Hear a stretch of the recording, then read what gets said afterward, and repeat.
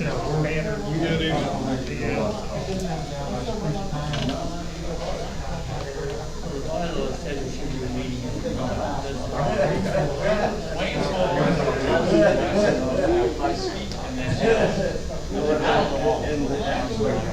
If you slow that part down, the rest of the time,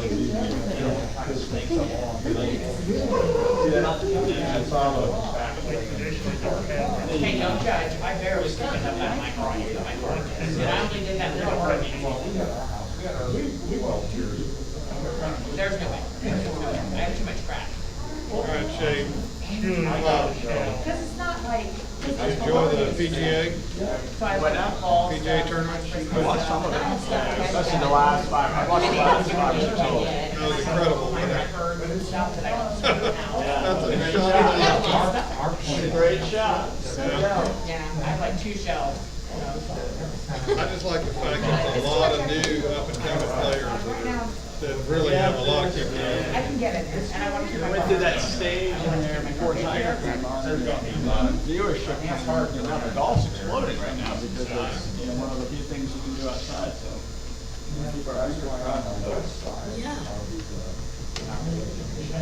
I think you'll, hopefully that we're going to, I'm usually pessimistically optimistic, but it's safer that way. Yeah. But I am optimistic that you're going to get a lot of players. I really am. My family gave it away to Yeah, we're broadcasting right now, 6:01. and they're like, oh, Ladies and gentlemen, take your seats, please. We want to get this workshop started. Thank you very much for joining us this evening. As we've stated earlier in the summer, this is a series of workshops designed to educate both the presidents and the residents in a more detailed manner. As we said before, if you out there in YouTube land have a question for your president, you can obviously email them or talk to them, or you can send it to me at cypresswoodmasterhoa@gmail.com, and we will get you all the answers to all your questions, or at least try to. To find out more information, visit our Community Association website. Send your friends there. There's a nice video of me explaining the last workshop. I don't know why I got chosen for that, because I guess I got the best hairdo. Who knows? Next slide, please, Savannah. All of this information from this presentation to the board will be available on the community's website and cypresswoodcommunityassociation.com. I suggest you bookmark it. It can be easily misspelled, as I've done many times, and emailed to you, the president, so you can disseminate from there and ask your questions or answer your questions and get your questions answered. Next one, please, Savannah. We decided to start with my company's contribution history. In 2015, when I purchased the contents of the business from John Wood Management, we made a contribution to the CCA of $85,000. In 16, there was 0 contribution. In 17, there was 0 contribution. In 18, there was 0 contribution. And in 2019, there was a $16,000 contribution for a total of $101,000. One of the most common questions that I received was the next one of the golf course's assessment responsibility, or the amenities responsibility. Currently, the documents read there's 150 units that are assigned to the golf course, much like the individual HOAs have X amount of units in their HOA, and we are responsible for $700 per unit. That assessment would be $105,000. That's an important component in how the amenities give back to the community. Next one, please, Savannah. The operational reserve. There's some question whether we should call it a reserve or call it operational support. It doesn't really make any difference. It's how the community association continually funds its investments into the amenities. These are approved by the board at each board meeting, and those funds are used for insurance and taxes, repair and maintenance, and fertilizer and herbicide. In 2018, that was $170,629.10. 2019, it was $168,784.39. And as of the July meeting, which we had last month, and we'll have another one this Monday, which of course will be broadcast on YouTube, thanks to the Savaris Group. Thanks again, ladies and Chris.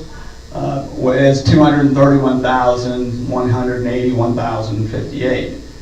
Those are going to support the improvements that the board has authorized since 2017. Next slide, please.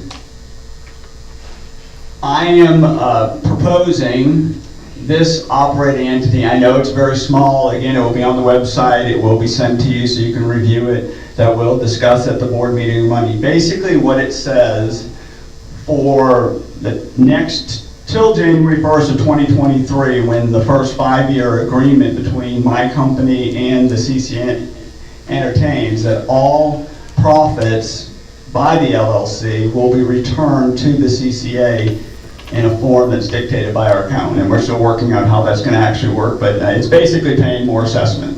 Any profits. There was a statement made that what happens if the LLC makes $5 million next year? Well, that money will all go to the CCA into some sort of reserve account. We'll figure out the semantics of that as we go forward, but that's my commitment. I understand that if we go back a couple of slides and that operational reserve is directly attributed to the operations of the amenities, and it's my obligation to try to do my part, that any operating profit that comes in will be returned in an assessment over and above the $105,000 that is put into the assessment by the CCNRs. So that, again, that's an important document.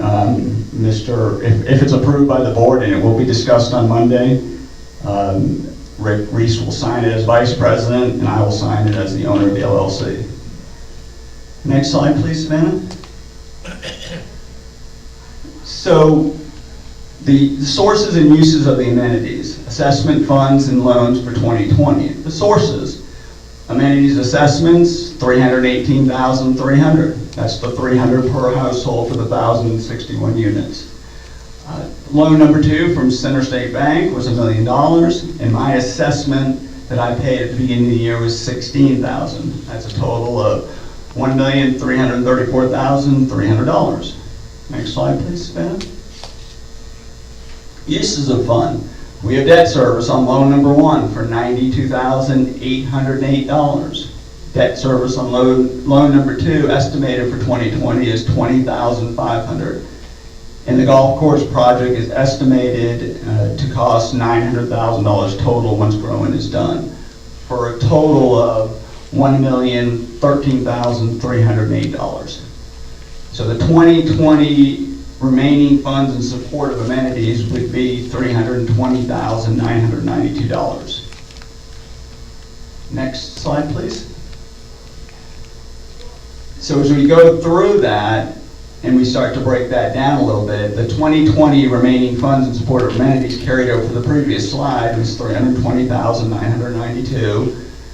We reduced that number by the total of the operational reserve as of the July meeting, which is $231,181.58. So the remaining amenity funds are $89,810.42. The estimated operational reserve from August through December is $150,000, which projects a 2020 shortfall of $60,189.58. Next slide, please. In 2021, sources of fund, the amenity assessment currently is still at $318,300, excuse me. The uses of fund, there's the debt service on loan 1 at $92,808, and the debt service on loan 2, which will be approximately $89,000. So the remaining support, the funds remaining in support of the amenities is $136,492. Next one, please. So again, I carry that number over, so the funds remaining in support of the amenities is $136,492. And then we took the average of the operational reserve for 2018, 19, and 20 at $230,000. That leaves a projected shortfall in 2021 of $93,508. Now we get into the area of the unknowns. Predicting revenue next fall when we open the golf course is filled with all kinds of landmines, and we just don't really know. For instance, the one that comes to mind, obviously we have COVID-19. We don't know what that's going to be. Golf courses are doing well, relatively speaking, so we're hopeful that we're going to get to a point where we can, service our customers in a safe way that allows us to maximize use of the golf course. And as simple as putting essentially a shower curtain between the two, the rider and the driver of the golf cart, to keep them safe from that. Because again, golf courses are forcing people to ride together. So some sort of plastic shielding that offers some level of protection. It's difficult to imagine a situation where people are going to be required to wear masks outside, but I'm sure some people are, and we're going to have people walking in there that are going to probably refuse to ride with a stranger. And I think we can all kind of feel that. And so what happens is we have 80 golf carts. We need to rent those 80 golf carts with 2 people in them every time. So that's 160 golfers, but if we did that only half that much, obviously the revenue lines would be affected. So that's what the COVID-19 response would be for us. The road construction, I don't personally feel that road construction is going to start affecting us until the winter of 2022. But it's a big project. As you can see, the speed that they're working at the, did you have a question, Mark? I'm sorry. No, I just want to make a comment because I've been talking to the people about the road construction. Okay. And the section from where it's at now until 27 is supposed to commence in September of this year. Okay. And that's according to their project schedule, that's a 600-day project. Right. So the only thing that's going to delay it is the completion of the section that is now being done. They're running a little bit behind. But we're going to see a lot of activity sometime in the latter months of this year. Okay, thank you. That moves up the time frame a little bit. I think although that could be an issue, I think that most of the traffic for our amenities from the outside is coming off the 27 corridor. So I'm hopeful that it's a small hindrance, and the way that golf course is looking today, and the way it's improving, and the way it will be in 60 days when we open, roughly 60 days, people will find a way to get to us. Another impact that I found out just recently is we have a large customer base at the Lake Region Mobile Home Park. A lot of those are Canadians. A lot of them are not coming down this year. So again, the impacts from COVID-19 are unknown. So it's hard to predict and make a projection forward to know what that is. So we have to assume the worst, hope for the best, that sort of thing. Again, I don't think the road construction is going to affect us until later on, probably the second year for us when it's right in front of us, if it does at all. Next slide. Bob, Yes, question. before you go to the next Oh, slide. can you turn back, please, Savannah? Thank you. There where it says average operational reserve, and you average those 3. If you go back to the slide just before that, you'll see that it's disproportionate this year compared to the other 2 years. Right, and Savannah, go back to the next slide. That's a good point. That's a good point that made. The other way, please. One more. It's one that says operational assessment. Yeah, there you go. We're closer. Keep going. Let's find it. It's in the. There we go. Right there. So again, I gotta stay in cameras. So I would attribute the 19 to 20 difference as the COVID issue, when we lost 40 days of our 100 days of revenue. So that's where that number kind of, we stopped on March 17th or whatever it was, and basically had less golf than we would have. And so the revenue, we talked about those weather days in the past when I talked about those weather affected days. Well, those were essentially weather affected days because even though we were relatively busy, considering there was a new pandemic going on, there was definitely a hit to the revenue during that time that the RAC has documented and that we have shown in the documents that we've given to the president. So actually, in that 2020, it may be that number is the more realistic number for what's going to happen over this coming year.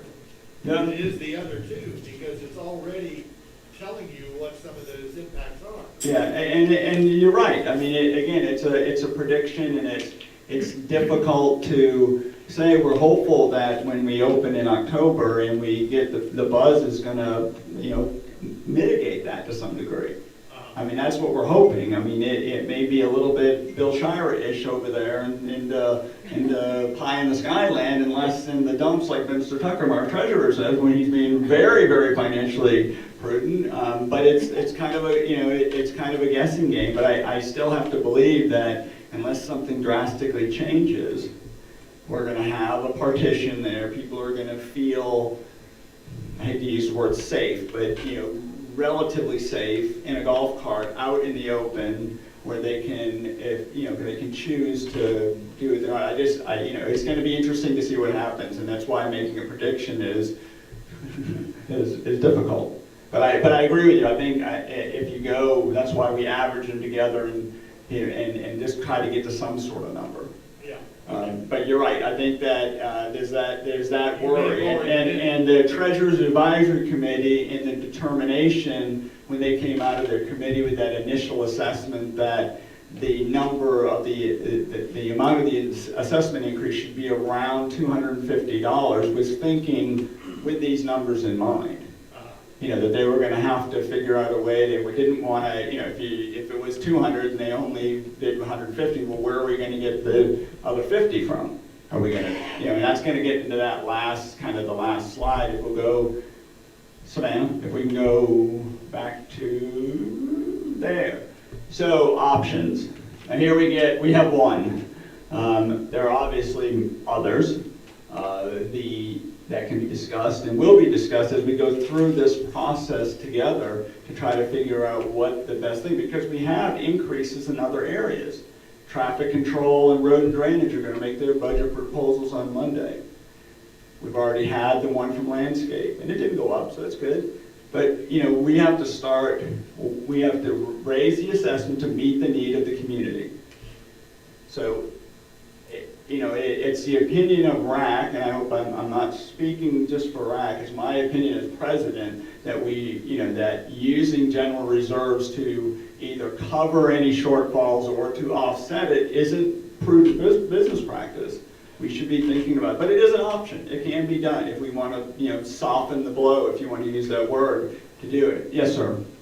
But also, though, you've got to consider the fact that what you're doing there is this assessment could be a 1-year type thing, or it could be a 2-year one because of the road.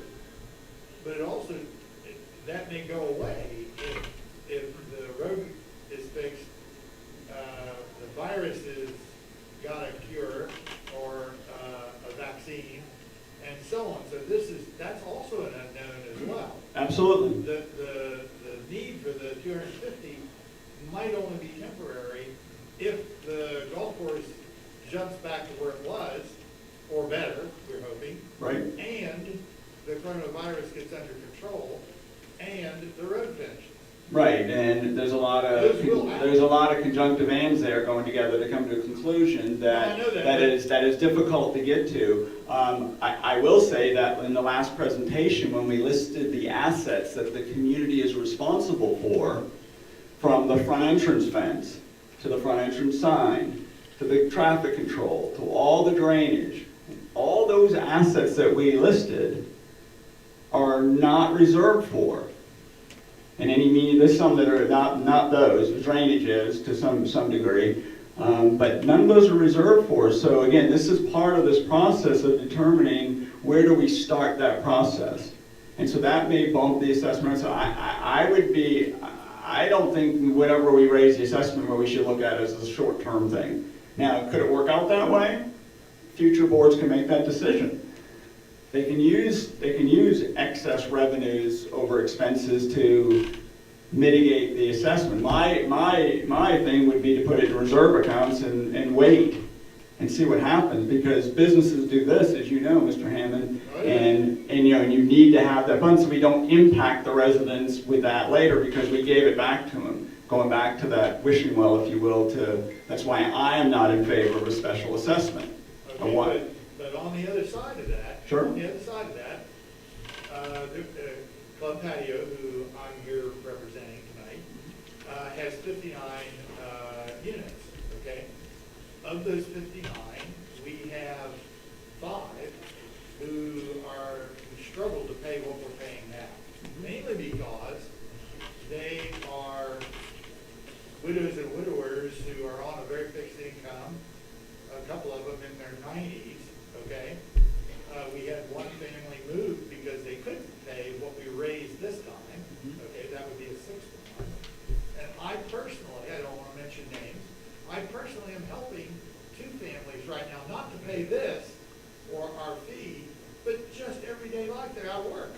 Right. So I'm helping personally 2 of my neighbors. I don't know if anybody else is doing this or not.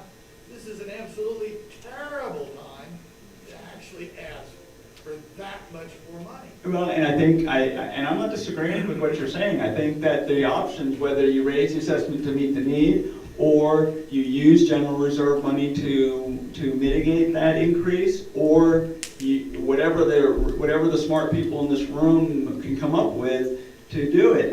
Again, I think that my personal thing is the assessments have been kept artificially low. Oh, I kind of agree. Yeah, I mean, I think but whether it needs to go, whatever the agreement is, it just has to be recognized of what the need is. So if right now we have our budget 742,000-ish. Yeah. So if that's not enough to meet it, we need to know what that need is. And we're working through that this summer with our budget. We just need to put it in there, and then we need to figure out how we're going to get there, so that we're not working from backwards. We're not working from financial insolvency back into it by doing it. We should be planning for this and looking at it 10 years down the line. We have to do that. It's the way we run our individual businesses, and it's the way we run our HOAs.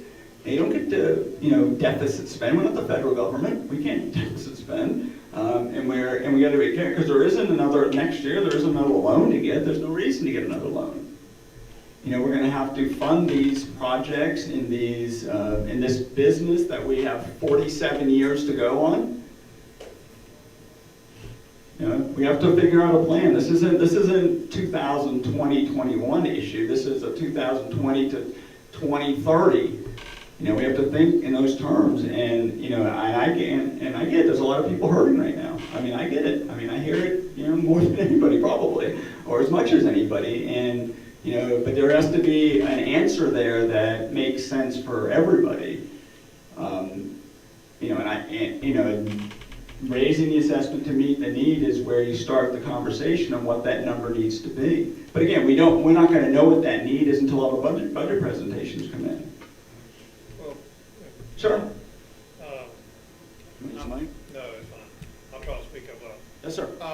From my perspective, I think that's where probably trying to build a like-to-have list of things and an absolute need-to-have a list of things. I'll use a really simple example. I've watched, living on number 3 at Palmacia, I've watched your tractor driver spend all morning long trying to cut the fairways. I can't hear. You can't hear? Okay.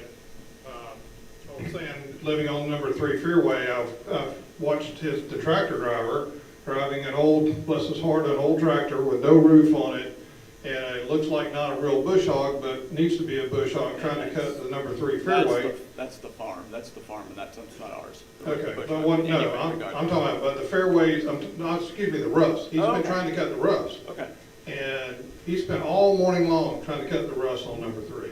All I'm trying to say is, do you really have the right equipment to deal when it's raining like it's raining during the summer? I mean, we've been able to maneuver your cutting to accommodate the fact that we're shut down, but what happens when you're trying to play every day during the summer?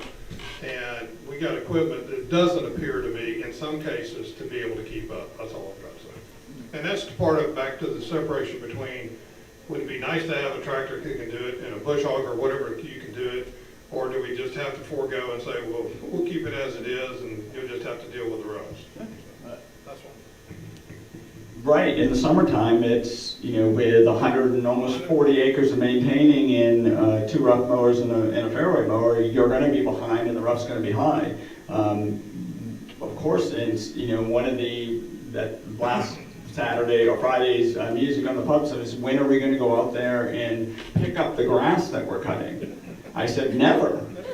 It's never going to happen. I mean, being realistic, it's just never going to happen. You need to double the crew, double the budget, double the money. Again, that's going to be determined on what happens, with revenues coming down.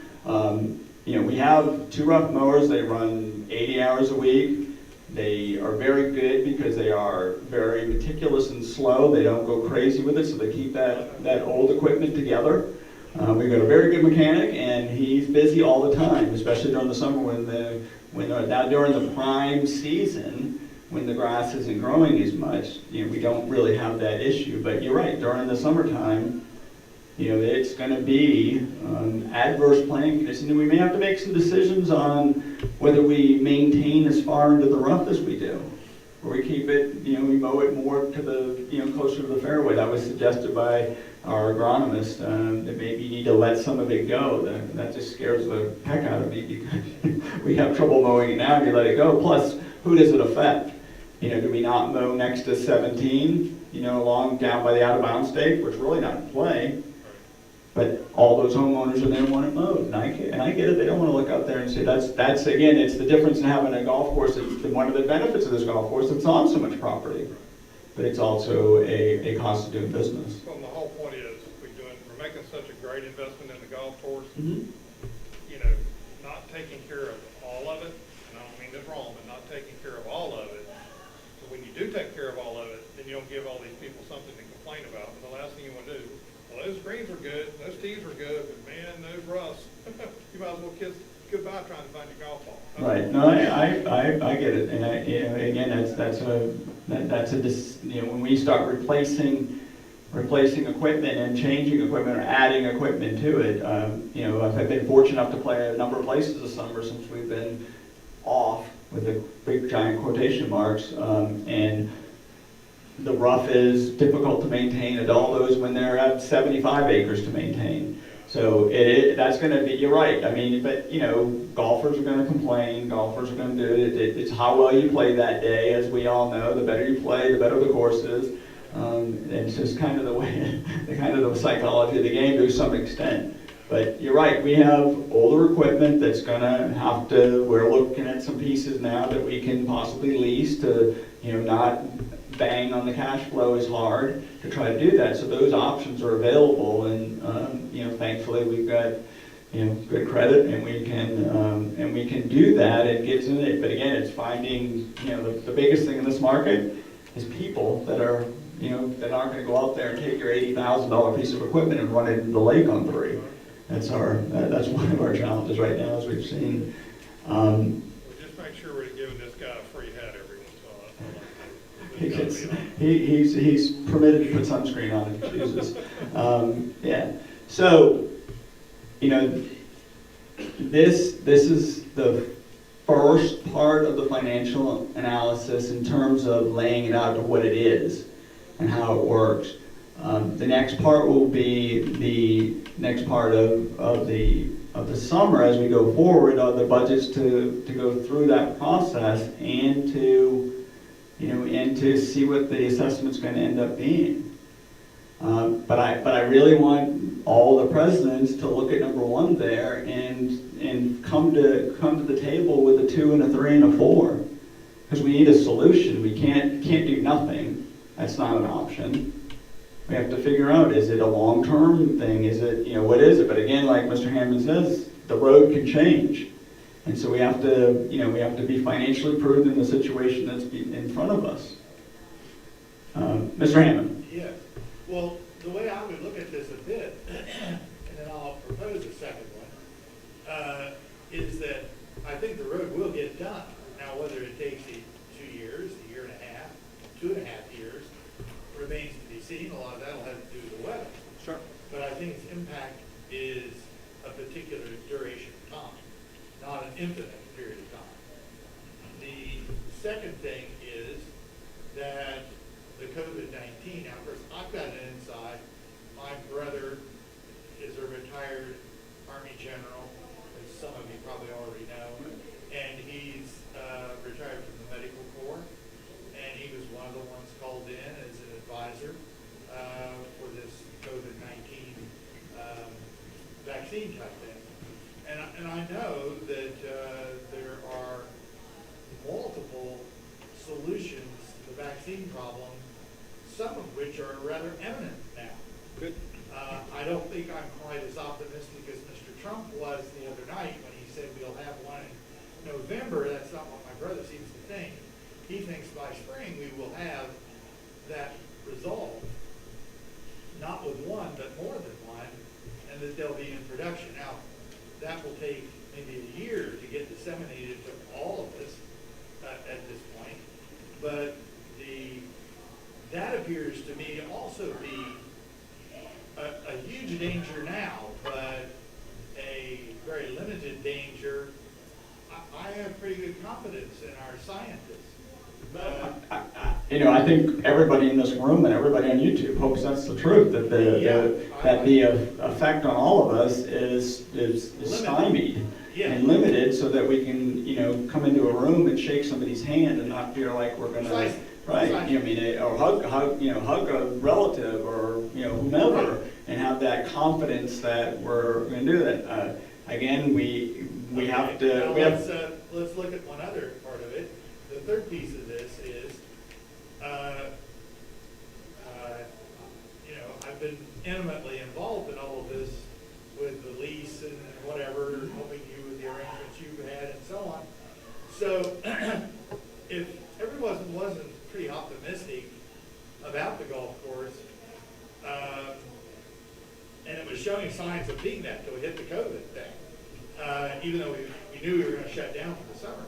Right.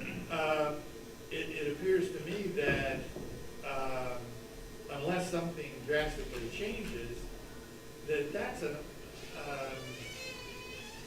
I think all of us would be optimistic about the golf course. Now, how optimistic, I don't know. But I think this is a can-kicking opportunity, rather than I'm not objecting to anything you said about building reserves and all those things. I think those are very important.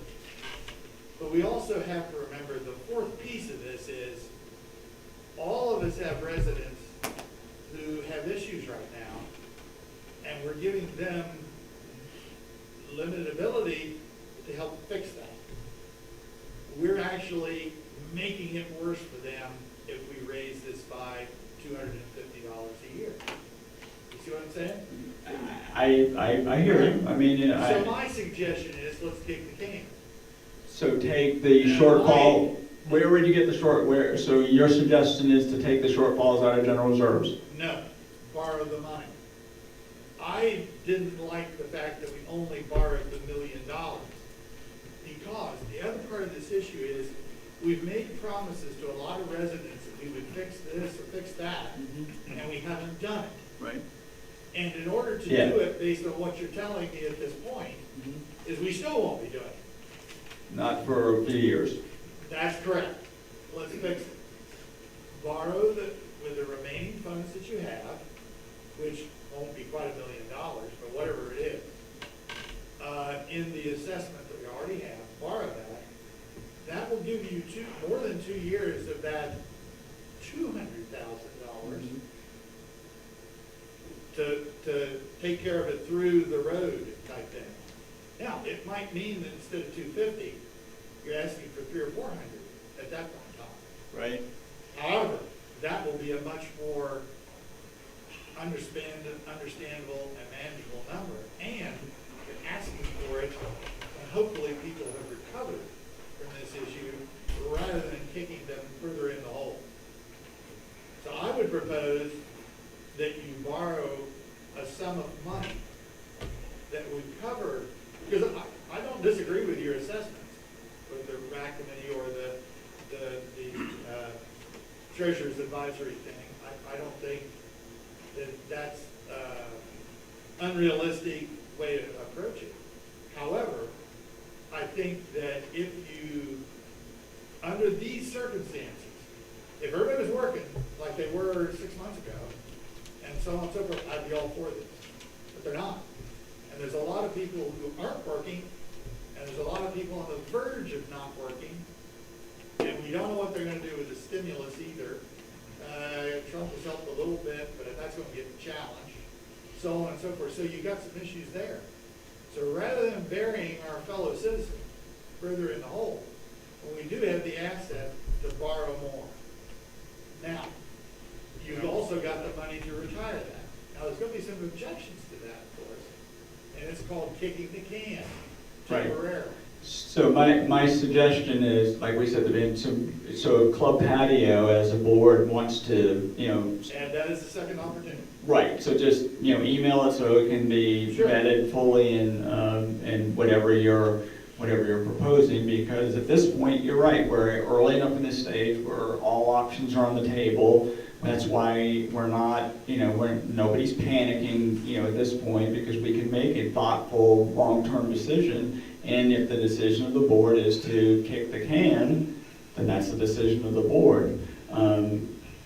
We do have a retired loan officer for Center State here who would like to make a comment in that regard. Yeah, so I'm not going to speak to Center State because obviously at some point, once you finish the golf course project, you will have fully drawn both tranches of debt. Both $1 million will have been fully drawn. You'll have expired your interest-only period on the second tranche, and you'll be going into repaying both debts in 21. Right. I'm not going to tell you what Center State would do because I don't know what Center State would do. But I can tell you as a general rule, banks do not lend to nonprofit organizations where there is not an asset like ours, where there is not a specific amount of money being allocated to pay it back. Okay? Because what they're looking for is they're looking for the liquidity that you have.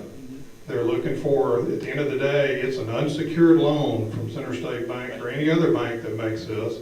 And to do an unsecured loan, they're going to want to know that y'all have passed enough assessment onto the homeowners to be able to repay a debt. You go to the bank and saying, we're having a hard time meeting our debts now, and we want to borrow some more money, you're going to have a very difficult time, I believe, with any bank trying to get that done. And so, I get where he's coming from, I really do. But on the other side of it, we put $2 million in this golf, in our amenities, okay? And the last thing I think we need to do is not take care of it, not follow through with the investment. And I know it's new, COVID was coming when all this started. Lord knows when this is going to resolve itself, but I do think most Americans want to get outside. They want to. We see all the pictures of people, 6,000 people in a church, with none of them wearing a mask, or, at the beach or wherever. I think Americans want to get back out and resume a normal lifestyle as soon as possible. The other piece of it is you can't bet on the fact that 2 or 3 or 4 years from now that things are going to necessarily be better. We are in a long economic situation that hit a really crisis, and everybody's hoping it's a kind of a V recovery, but at some point in time, that's got to soften back up on the other side. Every economic cycle indicates that that's where it's going to go. This is a COVID-related economic problem here. If we hadn't had COVID, we wouldn't be in this mess. But obviously, I think, and it's surprisingly doing better than a lot of us thought it would. But I just think borrowing the money is a long shot, in my opinion. And that's exclusive of anything from Center State Bank, because I no longer work for them. Martha, did you want to make a comment? I just have a question. What can the CCA legally do? I see that, one, we can raise assessments. two we could possibly borrow. We could have a special assessment for 1 year. What else can we legally do? Is there, That's not a legal question, that's really more a practical one. right? I don't know if it's not legal. I don't think that's really so much of a legal question as a practical one. Because essentially, the Master Association levies assessments, that's pretty much what it does. Now, it's also got an ongoing business, so as a practical matter, it can attempt to run that ongoing business, or do something slightly different, or one of 100 other things. That's practical, that's not necessarily legal. And, yeah, there's a lot of different things you can try, but you got a golf course. So, to answer your question, the mechanisms that the community association can raise funds with is the assessment vehicle. That's the chief fundraiser. Right. I mean, we've talked about the car washes and those kind of things, but those are a little bit revenue. So the main one, Martha, is the assessment increase of some sort, whether it's one time, whether it's small and incremental, whatever the board ends up doing. Yes, Mark? I'm wondering, rather than, right now, the way we do it is we assess each association and they turn around and incorporate it into their individual assessment. But rather than, maybe, for instance, their association could borrow their money in order to meet their assessment, rather than a master association borrow the money. So if my association decided, no, we don't want to borrow any money, we're just going to pay whatever the assessment is this year per unit. But if you folks don't, then you can go ahead and borrow money in order to spread that cost out over a longer period of time, rather than just the master association borrow money. And I don't know if that's feasible or not. Well, a lot of homeowners associations, for example, down in South Florida, where they're going to do fix all the, let's say they're going to repair the roofs, they're going to put new elevators in, they're going to put in new balconies because of spalling in the concrete, okay? At the end of the day, they still have to get that money there still has to be an assessment established. They give the homeowners the option to pay it in full, because we want, and you'll get a discount for paying it in full, or you're going to go on the monthly payment, you got to pay the monthly payment with everybody else. But there still has to be an assessment that the lending institution is looking at that says this is how we get paid back. And to split that amongst 14 different associations, well, I can see in some parts of Cypresswood where there's probably more difficulties, and I don't mean this wrong, than maybe Palmacio. I mean, we're mostly $350,000 plus houses. If you can own that house, you probably can afford to pay another $300. Somebody that's in a $100,000 house is a different ballgame. I understand that. I have a daughter that's renting. This is a good example. It'd be tough for her, but the answer is you got to have an assessment that's going to be the revenue stream that the bank knows it's going to get paid for. That's the bottom line.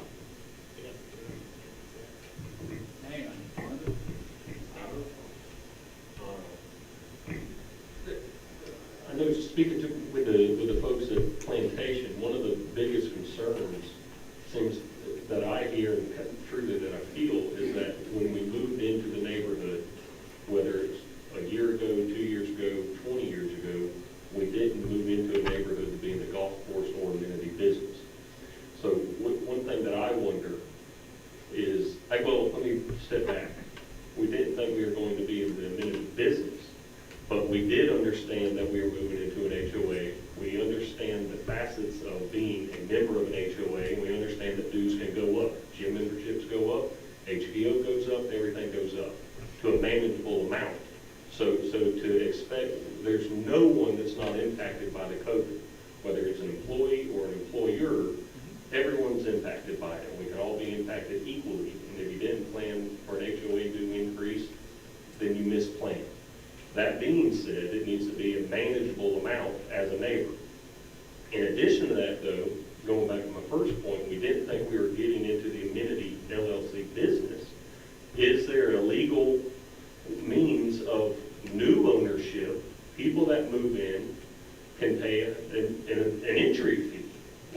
know they bought into that business. Now they understood what they did. I understand there's plenty of neighborhoods up and down 17 through Davenport all the way up into Poinciana.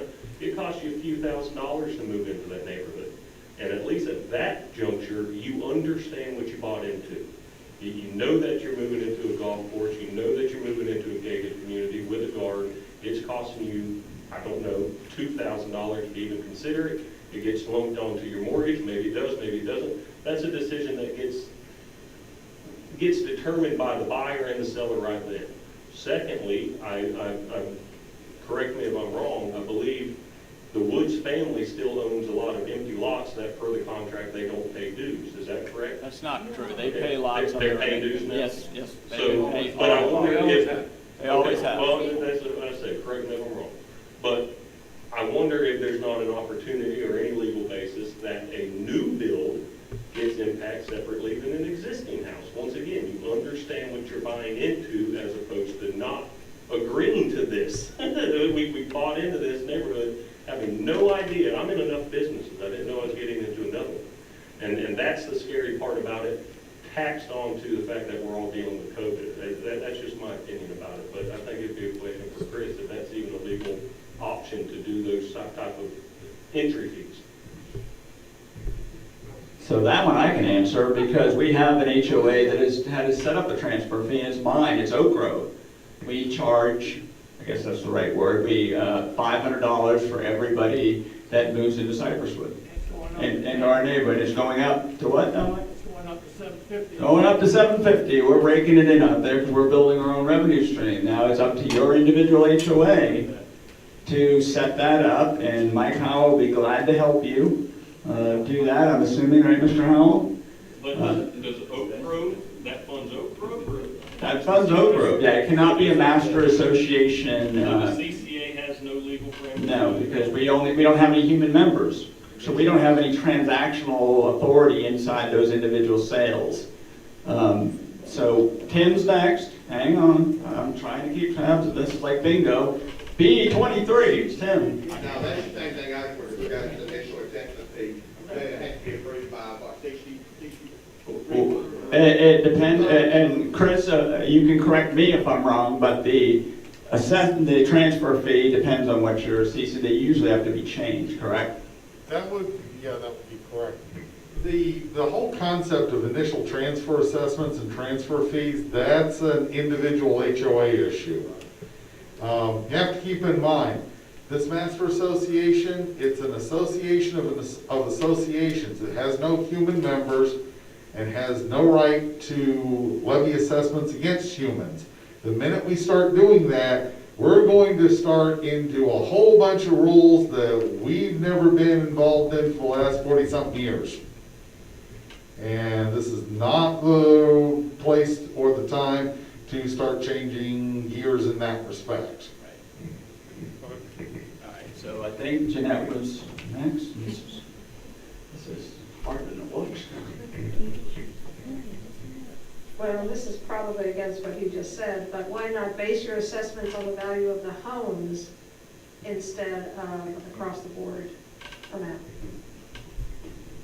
I guess that's an option. I mean, I don't know if that's an option, I guess I should say, because I have no clue. And I don't know how. Again, you got to remember one thing, that you have volunteer boards.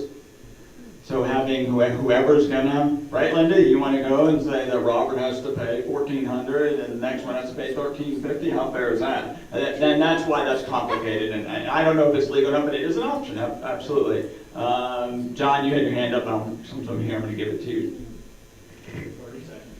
Well, I think that the suggestion of borrowing sounded like it had some feasibility, and as I understand it, we had approval from the bank that loaned us $1 million and then another $1 million, that there was still some money left in their tentative approval.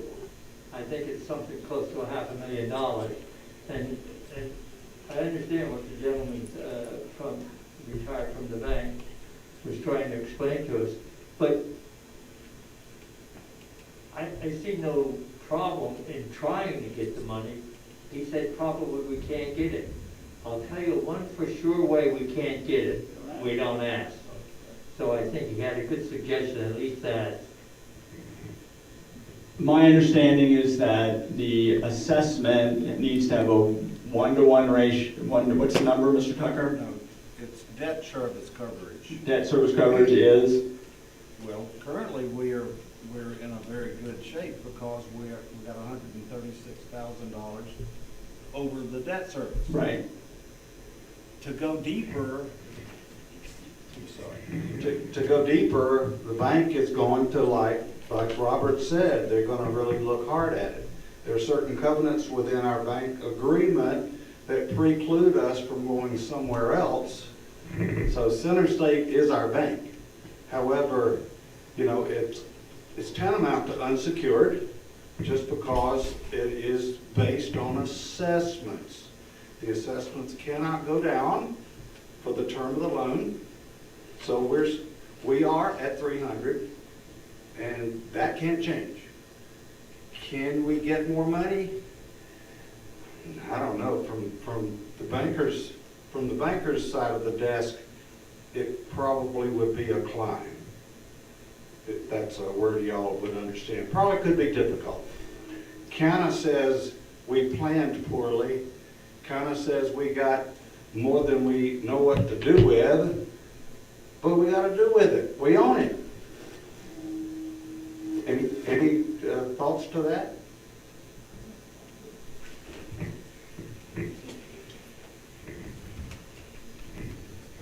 Well, I had a lot to say at the last meeting. I'll make this shorter. If we had the ability, and I don't really think we do, but if we had the ability to borrow more money, the remaining money from the RAC assessment is then now 100% going to loan service, to the debt. So there went our ability for RAC to contribute any funds for maintenance on an ongoing basis. So by doing that, we borrowed $2 million, did all of this, and we just want to burn the money at the gate. Now I understand, because I'm an HOA president, been one now for 5 years, but most of the people in Cypresswood are retired and lived on a certain level of income. It was eventually going to happen that the assessment was going to come to a point, if we were going to continue as a golf and country club, to a point that it wasn't feasible for some people.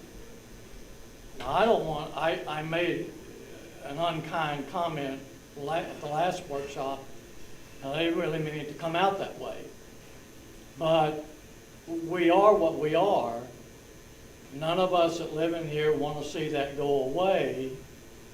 And it hasn't been very long ago that one of the larger HOAs got in serious financial difficulty because A, they weren't collecting their annual assessments as they should have been, and they weren't raising them that amount that you're allowed within your articles of incorporation. Got in a lot of trouble. So we are what we are, and if we don't raise the assessment to service the debt and maintain what we've invested $2 million in, we made a serious mistake doing this to start with. And we debated this for months in 2017, and it was a hot and heavy debate. Now, in my HOA last year, and it's very difficult to do, and I've already met with Martha and her board of directors to explain to them how we were able to change our articles of incorporation and put in that initial transfer fee. And it's going to go up next year if the board approves it, and it's going to go up 2 years in a row. Yes, sir. How many units turn over in your association? About 40% every 5 years. 40% every 5 years? Yes, sir. And there's 75 units in Oak Grove. Mm-hmm. So we had to get a 2/3 vote, which meant I did a lot of door knocking, collecting proxies, and I got enough for it to pass. And Mr. DesRosas wrote the legal document, which is recorded, and we wrote it in such a manner that the board of directors can raise that initial transfer fee on an annual basis, by whatever amount that our board wants to. The plan was, when we did this last year, we would raise it $250 a year come January if the board approved, and then the next year raise it another $250. We could raise it next year by $500 or $1,000. But the thinking, my thinking when this came up, was that every HOA in here, and it's tough, gang, when you're a president and your community and your board, these are your neighbors. I hear what you're saying, Mr. Hammond. But there just comes a point in which, and gosh, it's hard to say, but we have to bite the bullet. I don't want us to borrow money and then all of that RAC assessment service debt. And I don't want to see us take the cash balance, which is about 134 right now. A little more than that. A little bit more than that, but not a whole lot more. So we're in hurricane season. So if we offset this needed increase, then we're going to have to do a special assessment and give people a very short window of time to pay it, when we just really need to bite the bullet and go ahead and pay it. I think also in doing this, we really need to be careful not to say to our residents, this is going to be 1 year or 2 years. No, it's not. It's going to be for the next 15 years, whatever that amount is, because if we don't do it, and keep in mind, and most of you presidents know this, we have waived the golf course per lot assessment for several years. The money wasn't there. And that was prior to 2017. Oh, yeah, way prior. Yeah.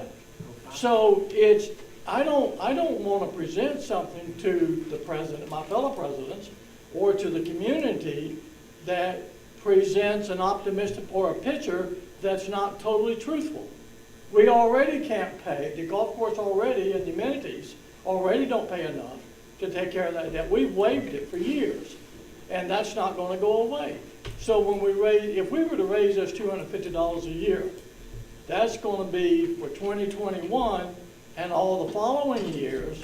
And if the board acts responsibly, then there's going to be an annual increase in the CCA and the RAC budget on an annual basis every year after that. Now, it may be small, it may come down to 2% or 3% of the gross assessment. But we've got to get to the point money-wise that our income matches the outgo and the maintenance of what we've invested $2 million in. So I know that I'll stop right there. I'll just leave it at that. But I hear you're different. Yes, sir. No, Okay. Who's first? Robert? Yeah, sure. Come on down. I've got 4 points. So I'll try to be brief. Let's talk about the transfer fee. They're fortunate enough to have gotten it passed. We started a discussion to see if we could get it done, and because Mr. Wood owns a number of vacant lots, he dumped it. Said, no, I'm not interested. I've got philosophical differences about it. So where does that put Palmacia if everybody else can do it and we can't? Just a thought. Number 2, changing the assessment because of the value of the house. I live with me and my wife. We happen to live in a nice 3,600 square foot home. I have the opportunity to use every other amenity as does the person who lives in a $100,000 house and has 2 people living in it. They're using the same roads, travel back and forth. They have access to the pool, golf course. So to me, going down the road to saying, well, let's start adjusting it based on the value of the house, I would suggest you think real long and hard about that. Let's go back to the debt service coverage issue. Ben articulated it pretty well. Yes, there is extra capacity within the $300 or the $300,000 that's being specially assessed now. And so from a, quote, collateral perspective, yeah, there's plenty of collateral. But bankers lend not just on collateral, they lend on cash flow. And I don't care which bank you go to a bank and say, we're struggling to pay our debts because we don't have enough cash flow, so we want to borrow some more money so we can solve our problem. That's a very slippery slope. And I would just caution you to think long and hard about that. And there again, I'm going to say this because I could be on TV. This has nothing to do with Citizens Bank, Center State Bank. I'm talking from Robert Dodd's perspective. I'm just giving their perspective. I care less about whether the loan is there or not. And the last part is, look, we all moved here. When I moved here 2.5 years ago, I knew the golf course didn't look good. That's not 100% of the reason why I moved here. I moved here because I liked the community. It was close. We all liked the fact that it had a guarded gate. We loved the area. It was close to where we used to be. All the other various reasons why we moved here. And then obviously we're presented with a challenge of now we have the golf course. I knew sooner or later there was going to have to be money spent, and then we probably have to help fund it. And I knew that when I came in here. If you moved into a golf course community and didn't think it takes money to take care of a golf course, you may be just naive a little bit. It does, and those costs continue to escalate. But I still think we have a great community. I still think what they've done in the long run is going to be beneficial. I know Rick can attest to not having this golf course and turning it into a hayfield is not what we want to do as a community. I can promise you that.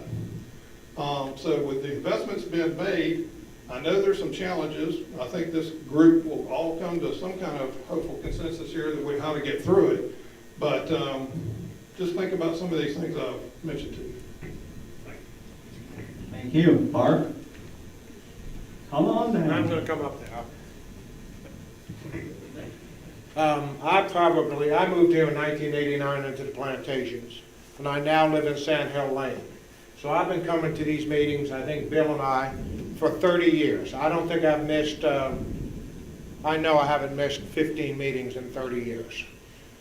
So I've seen it all go on. Now, what happened was, back in the beginning, the developer owned so much of Cypresswood and was paying so many of the assessments, but in addition to the assessments, he did a lot of things to subsidize everything out here. And so the assessments were kept artificially low for many, many years. Then eventually, of course, as the units and the vacant lots were occupied and the developer's interest kept diminishing, then he started looking at transitioning over to the homeowners. Well, the homeowners, unfortunately, and Bill and I have seen this, we've sat through many, many meetings, I've heard many of these comments previously, is that we had this artificially low assessment, and you're fighting the whole way to try to get it up to where it should be. I mean, we fought for the road assessment. The roads were going to look terrible. We finally got the road assessments. We fought for the pump assessments because we have a situation where the drainage requires pumpage in order to remove the water from parts of Cypresswood. Not all of it, but parts of it are dependent upon that. And that equipment wears out. We fought for that for years. What we have is we keep having these deferred maintenance issues that sooner or later we're going to have to address, either by debt or assessment. But they're not going to go away. Bill and I were just doing road evaluations today. And we look at it, the cost of repaving roads, of resurfacing roads. The first time that Palmacia, those roads are in excellent condition. Okay? It's the original asphalt that was put down. So next time they get resurfaced, they're going to be a lot less expensive. But all of the other roads out here have been resurfaced 2 times, maybe 3 times, and so now we have to mill them back down again. Otherwise, we would create all kinds of drainage issues if we elevate the asphalt higher than the edge of the driveways, and you've seen that in certain areas. But we have finally got to get to the point, one way or another, and I feel for these folks that are on fixed income. But Dundee Road. Now, we were very fortunate that fence was put up. There used to be a ditch out there, and that ditch contained water and it became a hazard. There were a number of people that died because their cars overturned in that ditch. And so the state eventually got to the point where they decided we're gonna eliminate that ditch, and we're gonna again put these 2 concrete pipes in there. There's 2 on the south side of the road. There's 2 great big concrete pipes buried under the grass area between the asphalt and the fence. And that eliminated all of that, and we said, well, once you eliminate that ditch, you've created a serious security issue. And the state was willing to go ahead, and they paid for that entire fence. Now, that was done in late 80s or 90s, something around there, and that fence at that time was $89,000, because I was involved in that process. And since that time, other than a few $1,000s here and there, we have spent 0 on that fence in 30 years. And if you look at that fence now, I've driven that fence from one end to the other. I counted every single pole, every cap that was missing, every wire tie that was missing. Parts of the poles are broken. The Confederate Jasmine is basically holding the fence up. Okay? This is not what we want as a golf course community. And it's going to, you know, that fence needs attention now. We've gone out there and patched it back and forth. I personally have been involved in patching it a number of times. After the hurricanes, we went out there and kind of propped poles back up, and we found some other poles and we substituted those in. I spray painted them green so they look pretty good and kind of matched what was already there. But we have got to get to the point, and Bill and I were talking about this today, we have got to get to the point where we're going to maintain this community at the level at which we want. And that's the decision we're making tonight, through the course of this year. This is finally, and I'm very happy to see this, finally we're getting to the point where this assessment has to be at a level that really supports this community. And I don't know how you address that, you know. I mean, you can borrow money right now, but that's not going to change that much. In a year, it's not a 1-year assessment. It's not a 2-year assessment. It's 10 years, it's 15 years. There are a lot of amenities in here. The drainage system is just huge. There's hundreds and hundreds of pipes. You can see, we just had that situation under the boulevard this year, right at the 4-way stop, where we had the depression in the asphalt, and finally I got down in there when the water was low enough and went through the tunnel with a light and a camera and could see the separation of the joints. We had to get that fixed, or else that road would eventually collapse up on top. That project that popped up, not planned for, $87,000. That's just the way it is, folks, you know. Go ahead, Bill. I don't have much to say in this meeting. I've only been Bill, you might not say. I don't need to come up. I'm only going to say one thing. Okay. Mark just told everybody in this room what they need to know about what needs to happen. He's shot from the hip. He's been here longer than anybody in this place. And what he just said is what needs to happen in this community, in my opinion. And I think that that's what we're doing this for, is to make people understand that we need to start being financially prudent. We don't need to start. I've been coming to these meetings for 30. We need to get there. I get that. We need to do it. Any other questions or comments at this point? Oh, Mr. Reese, come on down, you're the next contestant, and Bob's Price is Right. As a real estate appraiser, Mr. Dodd, thank you for your comments about that. It was 2 years ago when I assumed the role of president of Fairway. We actually had a couple workshops last summer dealing with initial transfer fees, assessments, etc. I'm thankful that Mike Howe and his group proceeded with that.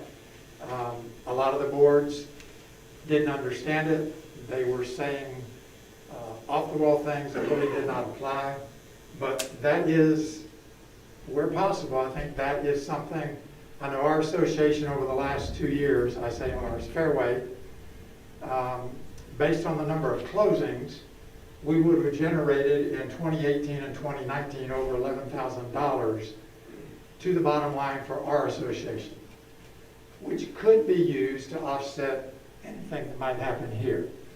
And that was kind of the whole premise. But let me share with you some numbers here. I did a little research on HOA fees in some of the various communities that I'm in and out of frequently. Those of you that know Ridgewood Lakes, there's a section in the very back called High Vista. That is primarily a 55-plus neighborhood. I know that Cypresswood is not one, but in that neighborhood, you have the use of a community pool. You have tennis courts. You have a fitness center, and you have a manned gate. Their annual HOA fees, based on my last research, is $1,900 a year. Southern Dunes, we all know about the dunes. Terra Nova, Traditions, Whispering Trails. This is an interesting one. For those of you that know Overlook Drive and Calvary Baptist Church, there's a development right there at that traffic light. They have a gate off of Lake Ned, and they have a gate off of the little side road here. Their HOA fees, $748 annually. Okay? I say, they have a community pool and those two gates. That's it. Bear in mind that any development that has a gate has private streets. So if you see a gate on a development, it is not publicly maintained. And that's one of the issues that we have with regard to the sheriff patrols in our area. They just don't come in here unless we ask them to. So that's an expense that you will see next Monday night in my budget presentation. But this is just, I agree with Mark. It has been way too cheap out here for too long for the amenities that we have to offer. Wait a minute, Rick. Yes. What were the numbers for Southern Dunes, Terra Nova, and Tradition? Let me get here. Terra Nova. Okay, they have a gate and obviously private streets. They do not have a community pool, and they are $640 annually. Southern Dunes has a privately owned golf course, a privately owned restaurant. There you have tennis courts and a pool, and of course the gate. And they are $676 annually. And by the way, all of these that I have on the sheet, none of them have CDDs. Okay? That's the community development debt. That helps pay back the developer for all the expenses up front. So all of these are strictly HOAs. Every one of them, I think without exception, has a transfer fee and or an initial assessment to a new homeowner. Anything else? Thank you. Mark? Just one other comment. My family has been involved in selling real estate for 20 years now. Many of you know my wife and my son are involved in it. But any typical subdivision, and Mike, when I asked him about Oak Grove, he was saying it's 40% in 5 years, so it's 8% a year. Okay? Somewhere between 7 to 10% of units in a subdivision are for sale at any one time, pretty typically. So if we did that for Cypresswood, we have 1,061 units, do the 8%. If you did it at $500 a unit, it would raise $42,000 a year.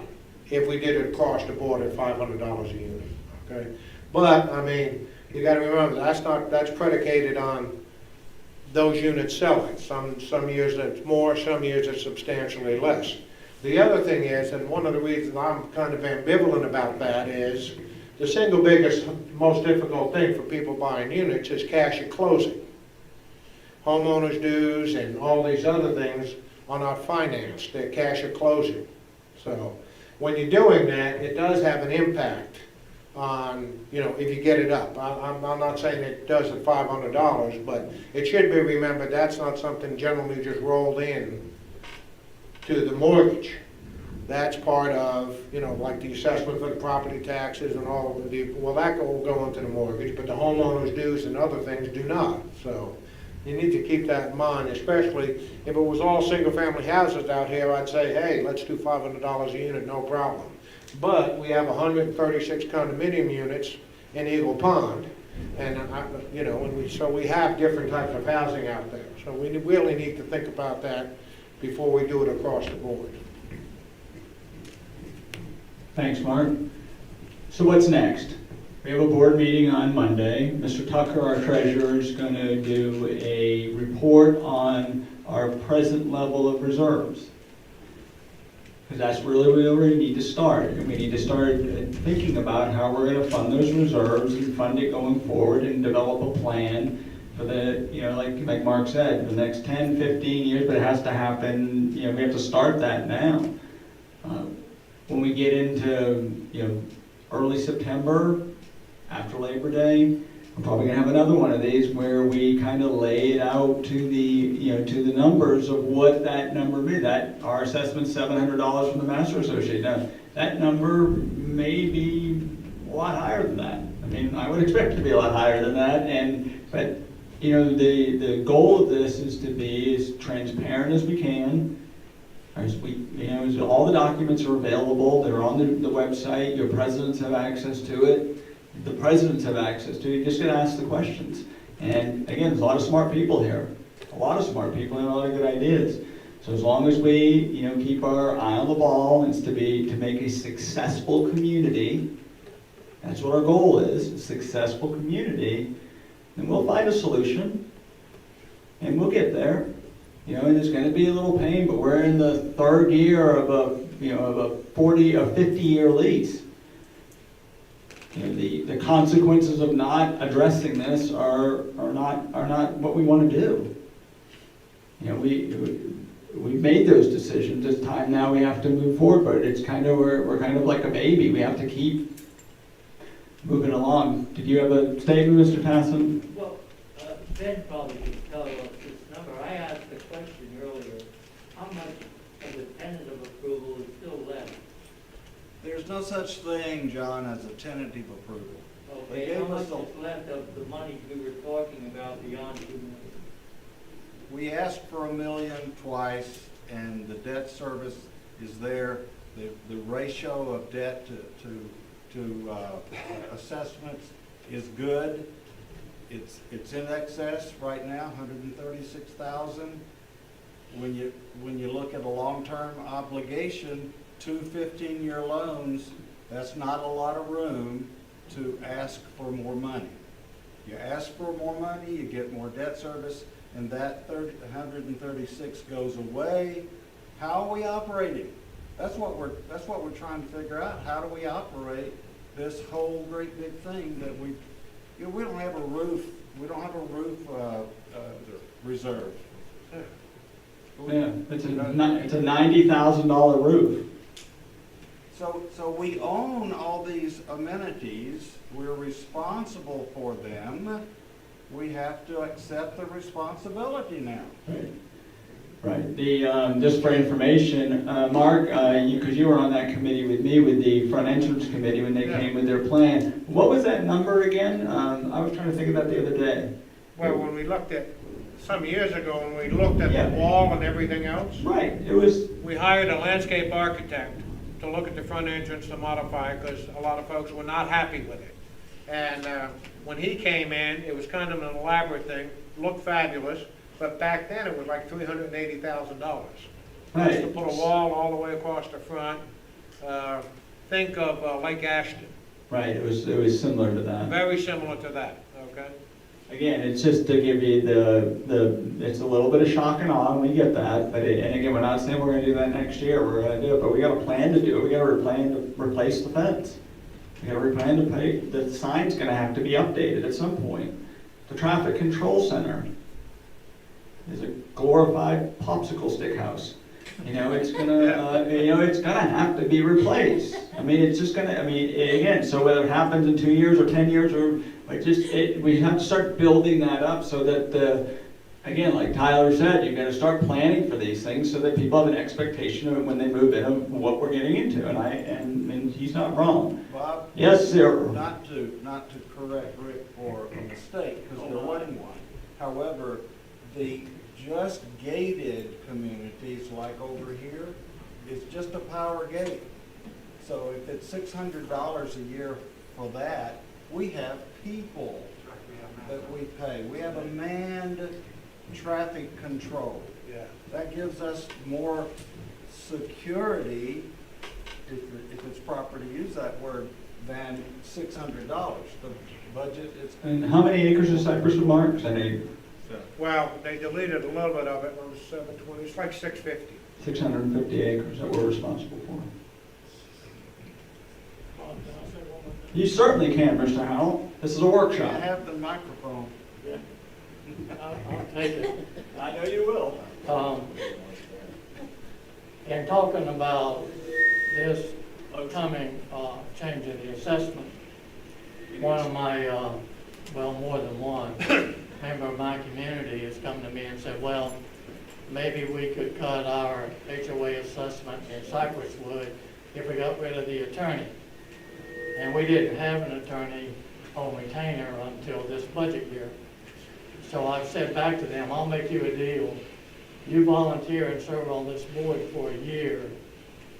And if you can convince the rest of us after 12 months that we don't need legal counsel, then we'll look at it. So, and I want to make one other comment, because I want to remind everybody that when we did this in 2017, when Martha was making all the presentations about what we thought we could do with the first $1 million loan, of the major projects on that list, we only failed to do 2. We didn't have a list that was this long, and then we only did this. The only thing that we didn't accomplish, which we really don't need to do for another 2 or 3 years, was to remarshite the pool and the tennis court area. Everything else that we told the residents that we would do on that list, we did it. And I'll end this by paraphrasing my good friend Robert Dodd, who said, this is kind of the good, the bad, and the ugly. We have a lot of good people. We have some issues, and there was a lot of deferred maintenance. That's the ugly part. Yeah, I wasn't going to say that, Mark. We have to reconcile that we're responsible for this, and we've got to get there. And again, we're going to figure this out. We will do it. This is what you're in leadership for, to come to a conclusion, make the decision that's right for the community, for the long-term best interest of the community. And again, we all feel what Mr. Hammond said about the influence on people's employment, and we're all very aware of that. And I am confident that the board will make a thoughtful, considerate decision when they make that decision. No one's here trying to hoodwink anybody. We're just trying to lay the facts out the best we can. And if there are any questions, please email them, and I'll send them out to the people that are a lot smarter than me. If you can't get to your individual HOA, yes, I'm dragging this on, hoping the rain will stop a little bit, so it doesn't get soaked. Right. Yeah, I know. Past my bedtime. I think that I think that we'll get there. We just have to be steadfast in our goal of making this community successful. That's what we're after. The long-term success of our community. Right? Thank you, everybody. There's a board meeting Monday. We'll see you then. Thank you very much. Hold on. Let me set this up and get my map. Yes. Okay.